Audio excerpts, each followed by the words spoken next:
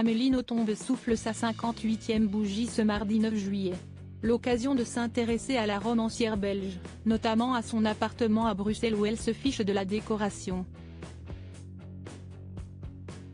Connue pour ses nombreux livres à succès, de Stupeur et Tremblement à Métaphysique des tubes, Amélie Nothomb a décidé de mettre un peu de côté la littérature en acceptant la proposition d'un célèbre artiste français, à savoir Aldebert.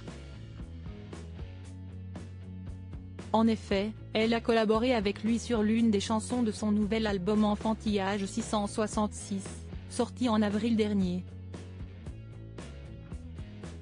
Mais ce qui nous intéresse ici, à l'occasion de ses 58 ans, est son appartement presque vide à Bruxelles, où ne voit que très peu de choses lui appartenant. Ce qu'expliquaient nos confrères de l'Express en 2002. Amélie Nothomb se fiche de la décoration. Elle n'a pas de livre, à part les 31 traductions des siens et la dernière bande dessinée de son compatriote Philippe Geluck. Elle n'a pas d'objet car elle déteste posséder. Et il y a une raison à cela. J'ai été si souvent déracinée pendant mon enfance, j'ai si souvent tout perdu qu'aujourd'hui je ne veux plus risquer de m'attacher à quoi que ce soit, racontait-elle au magazine.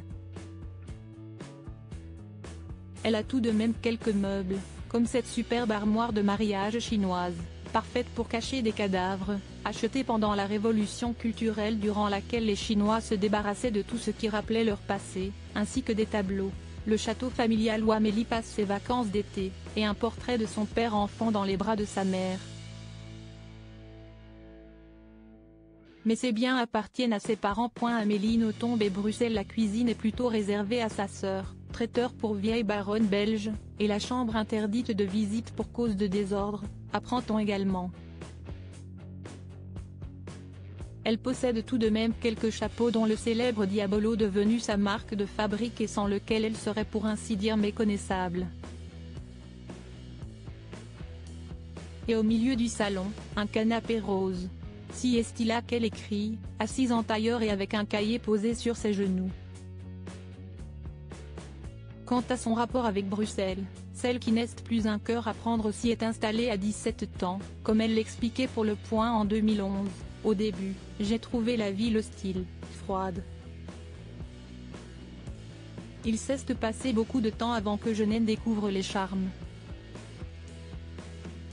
Nous nous sommes installés, ma sœur, mon frère et moi, dans le quartier d'Ixelles, au sud de Bruxelles, car l'université libre, c'est-à-dire laïque, où j'étudiais la philologie romane, était proche.